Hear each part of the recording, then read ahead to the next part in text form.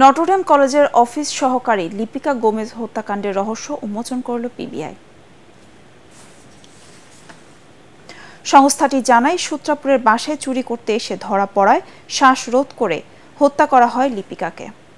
গ্রেফতারকৃত জুয়েল ও নজরুল এই হত্যাকাণ্ডের দায় স্বীকার করে আদালতে জবানবন্দি দেবেন বলে জানিয়েছে পিবিআই। রিপোর্ট করছে মনির হোসেন তপু।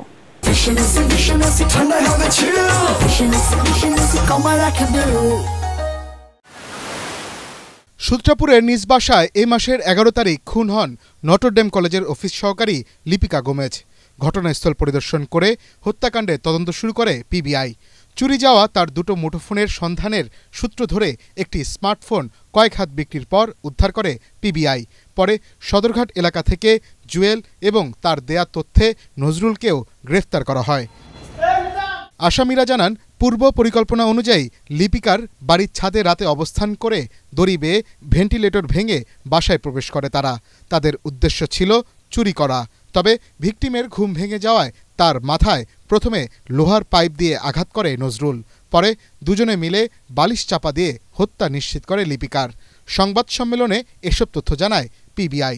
লিপিকা গোমেজকে তারা ভেবেছিল যে মহিলা একজন বড় মাপের চাকরি করে, একাকী, তার সন্তান নাই, সুতরাং নিশ্চয়ই তার এখানে অনেক টাকা পয়সা আছে তার বাসায়। তার বাসা চেঞ্জ করে এই বাসায় এসেছিল, তখন এই জুয়েল এবং নজরুল তাকে বাসা বদলাতে সাহায্য করেছিল।